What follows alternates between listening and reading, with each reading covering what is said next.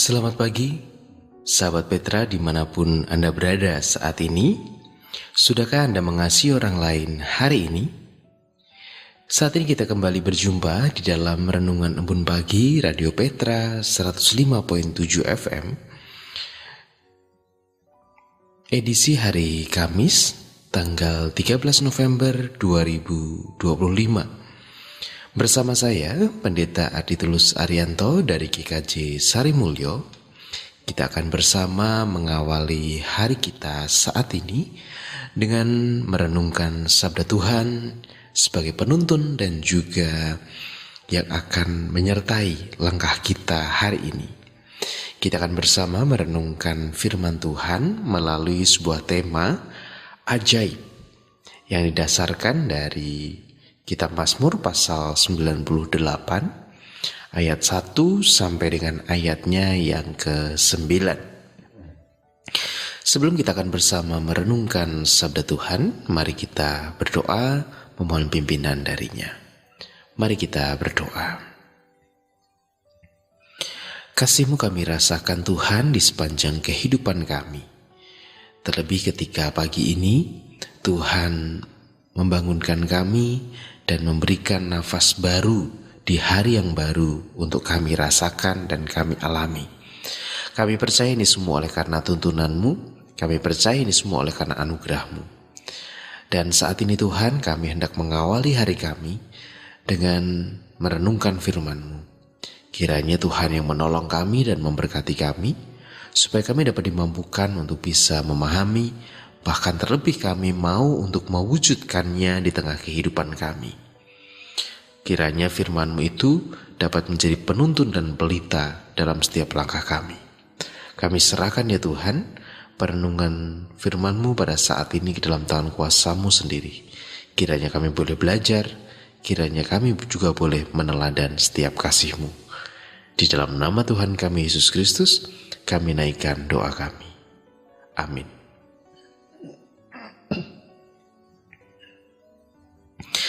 Sahabat Petra yang terkasih dalam Tuhan, sabda Tuhan yang akan kita renungkan bersama tertulis di dalam Kitab Mazmur pasal 98. Kitab Mazmur pasal 98 ayat 1 sampai dengan ayat yang ke-9. Demikian sabda Tuhan bagi kita. Mazmur 98 ayat 1 sampai 9. Saat penyelamatan sudah dekat. Mazmur. Nyanyikanlah nyanyian baru bagi Tuhan, sebab Ia telah melakukan perbuatan-perbuatan yang ajaib. Keselamatan telah dikerjakan kepadanya oleh tangan kanannya, oleh lengannya yang kudus. Tuhan telah memperkenalkan keselamatan yang daripadanya, telah menyatakan keadilannya di depan mata bangsa-bangsa. Ia mengingat kasih setia dan kesetiaannya terhadap kaum Israel. Segala ujung bumi telah melihat keselamatan yang daripada Allah kita. Bersorak-soraklah bagi Tuhan, hai seluruh bumi. Bergembiralah, bersorak-sorailah dan bermazmurlah. Bermazmurlah bagi Tuhan dengan kecapi dan lagu yang nyaring. Dengan nafiri dan sakakala yang nyaring, bersorak-soraklah di hadapan Raja, yakni Tuhan. Biarlah gemuruh laut serta isinya, dunia serta yang diam di dalamnya. Biarlah sungai-sungai bertepuk tangan dan gunung-gunung bersorak-sorai bersama-sama di hadapan Tuhan, sebab Ia datang untuk menghakimi bumi. Ia akan menghakimi dunia dengan keadilan dan bangsa-bangsa dengan kebenaran. Demikianlah bacaan sabda Tuhan. Yang berbahagia ialah setiap orang yang dengan setia merenungkan serta memeliharanya. Haleluya. Sahabat Petra yang terkasih, ketika kita mendengar sebuah frasa keajaiban begitu ya, kita mungkin akan juga tergambar atau kita bisa membayangkan suatu mungkin pertunjukan sirkus misalnya. Ketika ada orang yang bisa berdiri di atas tambang yang kecil sekali atau tali yang kecil sekali, kemudian dia bisa berdiri di ketinggian yang cukup tinggi, dia berdiri bahkan dia berjalan. Wah, itu sesuatu yang spektakuler, sesuatu yang ajaib gitu. Atau juga misalnya ketika kita membayangkan ada hewan yang kemudian bisa berjalan atau dia bisa kemudian menirukan atraksi-atraksi yang dilakukan manusia, atau juga ada manusia yang bisa melakukan hal-hal yang luar biasa di pertunjukan-pertunjukan gitu. Itu mungkin gambaran-gambaran kita tentang ajaib gitu. Sesuatu yang hadir secara spektakuler, sesuatu yang hadir secara wow begitu, secara dahsyat dengan keberadaannya. Tetapi pada sisi yang lain, ajaib pun juga bisa dimaknai secara kewaktuan. Kewaktuan dalam artian bahwa sesuatu terjadi secara mendadak, tidak pernah dipertimbangkan, tidak pernah dipikirkan, tidak diperkirakan, tapi tiba-tiba datang, jeder gitu. Sesuatu yang tiba-tiba muncul tanpa kita prediksi sebelumnya. Itu juga bisa kita katakan sebagai sesuatu yang ajaib. Nah, sahabat Mitra yang terkasih, ketika kita bicara tentang karya Allah, atau kita juga merenungkan tentang bagaimana Tuhan berkarya dalam kehidupan kita, mungkin kita juga akan bisa, mungkin banyak sekali, atau bahkan kita bisa menghabiskan waktu kita untuk menceritakan. Kalau kita disuruh menulis, ya mungkin buku kita akan habis dan berseri-seri bukunya tentang bagaimana keajaiban Allah itu atau karya Allah yang ajaib itu terjadi dalam kehidupan kita. Sesuatu yang bisa sangat besar terjadi, tapi juga bisa sesuatu yang sangat kecil terjadi, tetapi terjadinya itu secara mendadak dan tiba-tiba. Tidak pernah kita pertimbangkan sebelumnya, tapi tiba-tiba terjadi. Ya, itulah kehidupan kita di dalam karya Allah. Karya Allah yang ajaib juga bisa terjadi dalam kehidupan kita dalam bentuk yang sederhana, tetapi sesuatu yang tidak pernah kita bisa prediksi sebelumnya. Ketika kita bisa hidup, bernafas, itu pun juga sebuah karya yang ajaib. Mungkin bernafas itu sesuatu yang kita anggap itu biasa, tetapi ketika kita mau menghayati itu lebih dalam lagi, merefleksikan lebih dalam lagi, maka itu juga bisa menjadi sesuatu yang ajaib bagi kita. Atau juga misalnya ketika kita diberikan berkat secara tiba-tiba, atau kita kemudian bisa menyelesaikan pergumulan kita bisa keluar dari pergumulan kita, itu juga secara sesuatu yang ajaib. Itu adalah karya Tuhan yang ajaib. Atau bahkan ketika kita mungkin dalam kondisi yang terpuruk, ketika kita dalam kondisi yang misalkan kita sedang sakit, mungkin keajaiban itu terjadi bukan dengan Tuhan langsung menyembuhkan kita, atau Tuhan tiba-tiba membuat kita yang sulit untuk berjalan tiba-tiba langsung dalam seketika bisa berjalan. Itu adalah ajaib. Ya betul, itu ajaib. Tetapi terkadang keajaiban Tuhan itu tidak dinyatakan demikian. Keajaiban Tuhan bisa saja dinyatakan dengan ketika kita sakit, Tuhan mengirimkan orang-orang yang membantu kita, menolong kita di dalam sakit yang kita rasakan. Atau bahkan kita juga diberikan kemudahan untuk mengakses kesehatan, kemudian untuk mengakses tempat bagaimana kita bisa berobat dan lain sebagainya. Ada satu kesaksian dari seseorang begitu. Dia bercerita begini. Waktu itu dia tinggal di Gunung Kidul. Dia tinggal di Gunung Kidul, tapi tiba-tiba pada beberapa waktu yang lalu ia memutuskan untuk menempati rumah yang di Jogja. Nah, setelah beberapa waktu ia menempati rumah yang di Jogja, ia kemudian ada sakit yang ia rasakan. Jadi istrinya harus berjuang dengan kanker, dan si yang laki-laki harus berjuang dengan jantung begitu. Nah, ketika beliau merefleksikan dari perjalanannya itu, ternyata kepindahan mereka ke Jogja itu juga menjadi sebuah karya Tuhan yang ajaib. Kenapa? Karena ketika ia pindah di Jogja, ia mengakses untuk harus kontrol beberapa waktu, beberapa hari harus kontrol terus, harus menjalani atau mendapatkan penanganan pengobatan yang intens, itu ternyata menjadi sebuah karya yang luar biasa. Ia bisa dibantu, ia bisa dengan lebih mudah kemudian mengakses tempat kesehatan itu dibandingkan ketika dia harus tinggal di tempat yang dulu, maka itu akan lebih menyulitkan baginya.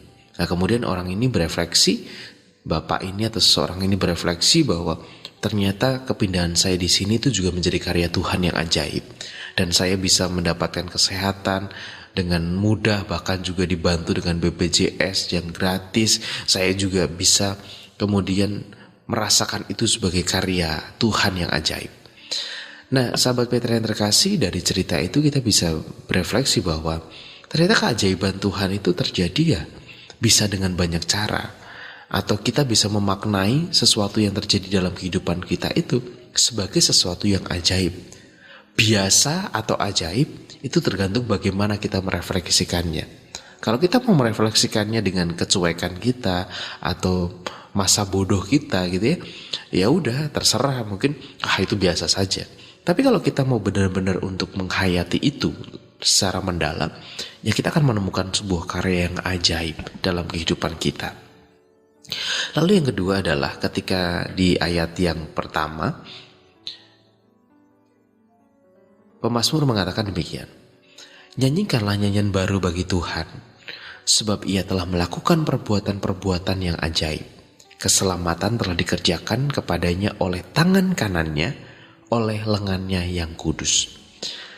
Tangan Allah dikatakan tangan kanannya begitu ya, atau tangan yang atau bagian dari diri Allah yang sangat berharga begitu, mengerjakan setiap keselamatan Allah.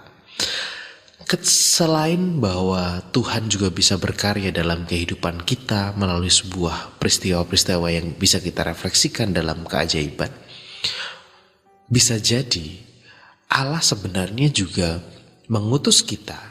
Allah juga memakai kita ini sebagai tangan kanan Allah gitu ya, kita sebagai perpanjangan tangan Allah untuk bisa menyatakan keajaiban, untuk bisa menyatakan perbuatan yang ajaib Allah kepada sesama kita. Jadi Allah menggunakan kita sebagai perantaranya untuk melakukan perbuatan ajaib kepada saudara-saudara kita. Perbuatan ajaibnya melalui apa? Di ayat yang 10 dikatakan, sebab ia datang untuk menghakimi bumi, ia akan menghakimi dunia dengan keadilan dan bangsa-bangsa dengan kebenaran. Ketika kita diutus sebagai tangan kanan Allah atau sebagai perpanjangan tangan Allah untuk menyatakan keajaiban, maka kita pun diutus juga untuk menyatakan keadilan di dunia, keadilan bagi sesama, dan keadilan dalam kehidupan kita bersama dengan ciptaan yang lain. Melakukan sebuah karya keajaiban Allah dalam bentuk keadilan, itu mungkin terkesannya kok, maksudnya apa itu? Kok besar sekali, kok wow sekali begitu. Sebenarnya, misalnya dalam keadaan atau contoh yang sederhana, ketika kita bisa melihat orang lain atau memperlakukan orang lain dengan tidak mendiskreditkannya, dengan tidak mengucilkannya, maka pada saat yang sama kita juga bisa melakukan sebuah keadilan pada waktu itu. Misalnya dalam masyarakat kita, ada orang yang kemudian dipandang oleh sosial itu sebagai seseorang yang dikucilkan begitu. Ya dijauhi, entah karena persoalannya, entah karena latar belakangnya, atau karena apapun itu. Ya kemudian dijauhi oleh tetangga-tetangganya. Ya dijauhi oleh masyarakat sekitarnya. Tapi karena kita sadar, kita kemudian juga dipakai oleh Allah untuk menyatakan keajaiban karya Allah dengan melakukan keadilan, maka kemudian kita berusaha untuk merangkul dia. Ayo gak apa-apa, tak temeni. Yang tadinya dia tidak mempunyai teman, ia tidak mempunyai seseorang yang peduli terhadap dia, tapi karena kita sadar kita dipakai oleh Allah sebagai perantaraannya, kemudian kita mau merangkul dia. Bagi kita mungkin itu sesuatu yang biasa, tetapi bagi orang itu bisa jadi perbuatan kita adalah perbuatan yang ajaib. Allah berkarya atas kita sebagai sesuatu yang ajaib. Kenapa? Oh tadinya saya nggak punya teman, tapi tiba-tiba ada orang yang kemudian peduli terhadap saya. Ada orang yang kemudian mau care terhadap saya. Orang yang mau memperhatikan saya. Bagi saya itu adalah sesuatu yang ajaib. Dan bagi orang lain, bagi orang tersebut, bisa jadi juga itu adalah karya ajaib Allah melalui keberadaan perantaraan kita. Atau juga di dalam kehidupan persekutuan kita misalnya. Entah di gereja manapun kita berada. Ketika ada orang yang mungkin dia sebagai orang yang secara ekonomi tidak punya, atau kemudian juga secara sosial dia tidak menonjol begitu. Seringkali kan orang-orang seperti ini menjadi orang-orang yang minder begitu di persekutuan. Nah, ketika kita mau melakukan sebuah keadilan atau kita menjadi agen Allah untuk menyatakan keajaiban Allah dalam keadilan, ya ketika kita merangkul dia, kita kemudian bersama-sama membangun, ayo gak apa-apa, ini adalah persekutuan Tuhan, ayo tak temeni. Itu juga bisa menjadi karya ajaib Tuhan atas diri sesama kita melalui keberadaan kita. Pada dasarnya kita juga bisa dipakai oleh Allah untuk menyatakan karya ajaib itu. Tidak secara langsung dari Allah kepada manusia, tetapi melalui setiap perantaraan dan keberadaan kita. Allah bisa berkarya dalam karya yang ajaib. Oleh karena itu, hayatilah karya Allah, keajaiban Allah bahkan dalam hal yang sederhana sekalipun. Dan juga jangan lelah, jangan jemu untuk kita bisa menyadari bahwa kita juga bisa dipakai Allah untuk menyatakan karya-karya yang ajaib kepada dunia. Jadilah perantara dan hayatilah keajaiban Allah. Tuhan memberkati. Amin. Marilah saat ini kita bersama berdoa untuk menyerahkan setiap aktivitas kita hari ini. Mari kita berdoa.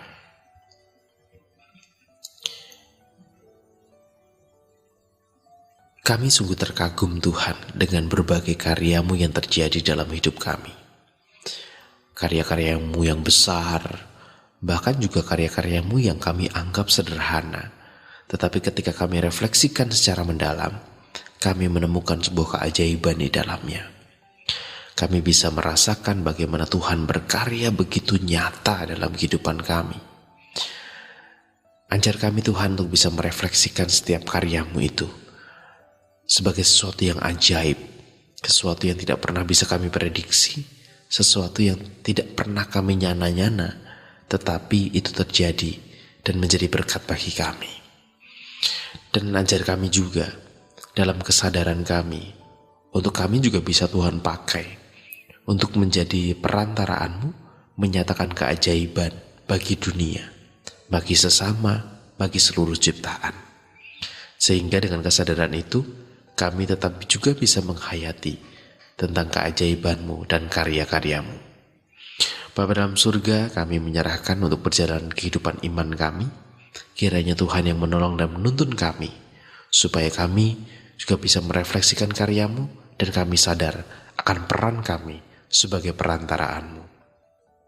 Tuhan, kami saat ini juga menyerahkan untuk aktivitas yang kami lakukan hari ini. Kami yang harus bekerja, kami yang harus sekolah, kami yang harus mengurus rumah, ataupun kami yang harus juga melakukan karya-karya dan tanggung jawab yang lain. Kiranya Tuhan memberkati dan menolong kami, supaya kami dapat dimampukan untuk menyelesaikan segala tanggung jawab kami hari ini dengan baik. Kami percaya kami tidak akan melakukan sendiri, tetapi kami akan bersama dengan Tuhan. Oleh karena itu, meskipun hari ini kami akan menjumpai banyak tantangan yang ada di depan kami, tetapi yang satu yang kami syukuri, kami tidak menjumpainya sendiri, tetapi kami berjumpa dengan tantangan itu bersama dengan Tuhan dan keajaiban karyanya. Kami serahkan perenungan kami dan kami serahkan hari-hari kami hari ini ke dalam tangan kuasa Tuhan. Di dalam nama Tuhan kami Yesus Kristus, kami naikkan doa kami. Amin. Sahabat Peter yang terkasih, demikianlah renungan embun bagi kita hari ini, edisi hari Kamis 13 November 2025. Kiranya apa yang kita renungkan semakin menjadi kekuatan dan berkat bagi kehidupan kita. Oleh karena itu saya, Pendeta Aritulus Arianto dari GKJ Sari Mulyo, mohon undur diri. Kiranya Tuhan memberkati kita semuanya, dan jangan lupa untuk mengasihi orang lain hari ini. Tuhan memberkati. Amin.